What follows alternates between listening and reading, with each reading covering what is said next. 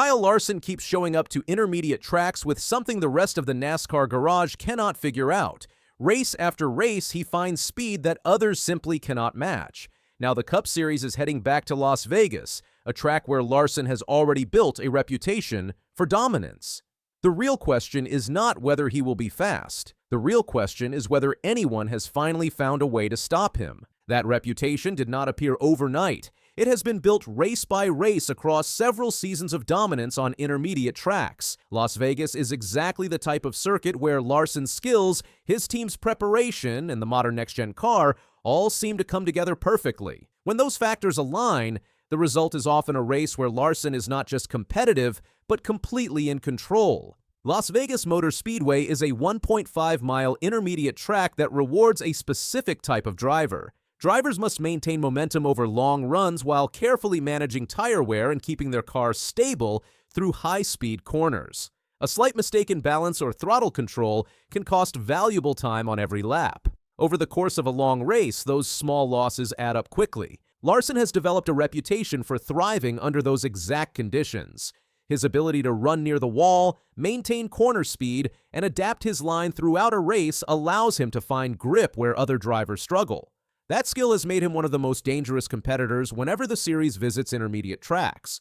The statistics help explain why Larson is consistently viewed as the favorite when the schedule reaches Las Vegas. In the next-gen era, Larson has accumulated multiple victories on intermediate tracks, more than many of his closest rivals.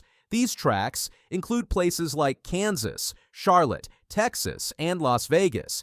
Each of those circuits requires drivers to balance aggression with patience while maintaining speed over extended green flag runs. For Larson, those races often become opportunities to showcase his ability to control the pace of an event. Las Vegas has become one of the tracks where that dominance is most visible. Larson drives the number 5 car for Hendrick Motorsports, one of the most successful organizations in NASCAR history.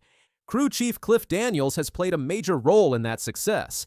Daniels and Larson have developed a strong working relationship that allows them to communicate effectively throughout a race weekend. Together, they are able to identify the adjustments needed to keep the car competitive as track conditions change. That partnership often gives Larson the ability to improve his car during a race while other teams struggle to keep up. The early stages of a NASCAR season can often feel unpredictable. Teams are still discovering the strengths and weaknesses of their setups. Larson's recent performance at Phoenix Raceway provided an example of that momentum beginning to build. Phoenix is a completely different type of track compared with Las Vegas. Performance becomes even more interesting when viewed in the context of the upcoming race in Las Vegas. Phoenix tests a driver's patience and braking ability. Las Vegas rewards raw speed and long-run consistency. Larson heading into a track that plays directly to his strengths after a strong finish the previous week is exactly the scenario that makes competitors nervous. Drivers throughout the NASCAR garage understand how quickly a race can slip away when Larson finds his rhythm on an intermediate track. Las Vegas offers multiple racing grooves that allow drivers to experiment with different lines around the track. Some drivers prefer to stay near the bottom, protecting their tires and maintaining a stable entry into the corners. Others venture higher toward the wall, searching for extra speed through the turns. Larson is famous for using the high line effectively, running close to the outside wall while carrying impressive momentum through the corners. That style can be intimidating for competitors. When Larson commits to the high line, he often carries more speed through the corner exit than drivers running lower on the track. Over several laps, that additional momentum allows him to close gaps, complete passes, and extend his lead once he reaches the front of the field. Still, NASCAR races are rarely predictable. Even the fastest car can see its advantage disappear in an instant. A caution flag at the wrong moment can trap a leader on pit road. A slight mistake during a pit stop can cost several positions. Contact with another car can damage the bodywork and disrupt the aerodynamic balance that teams work so hard to perfect. Larson understands that reality better than most drivers. Throughout his career, he has experienced both dominant victories and frustrating defeats. There have been races where he controlled the event from start to finish, and others where circumstances beyond his control erased a strong performance. That unpredictability is one of the reasons NASCAR remains so compelling for fans. Even when a driver appears unstoppable on paper, the outcome of a race can change dramatically within a few laps. The balance between skill, strategy, and chance creates a level of drama that keeps every race uncertain until the checkered flag waves. For Larson and Hendrick Motorsports, the challenge entering Las Vegas is to transform favorite status into an actual victory. Being labeled the driver to beat brings a different kind of pressure. Other teams study the favorite closely, searching for weaknesses and adjusting their strategies to disrupt the expected outcome. Some drivers may attempt aggressive passes early in the race, hoping to prevent Larson from establishing control. Others might gamble on pit strategy, taking risks with tire choices or fuel mileage in an effort to gain track position. When multiple teams adopt those approaches, the race can quickly become chaotic. Despite those potential complications, Larson enters Las Vegas with confidence built on years of success at intermediate tracks. His ability to combine raw speed with intelligent race management makes him one of the most complete drivers in the sport. When his car performs at the level his team expects, he becomes extremely difficult to defeat. For the rest of the NASCAR field, Las Vegas represents an opportunity to challenge that dominance. Drivers like William Byron, Christopher Bell, and Tyler Reddick have all shown impressive speed on similar tracks.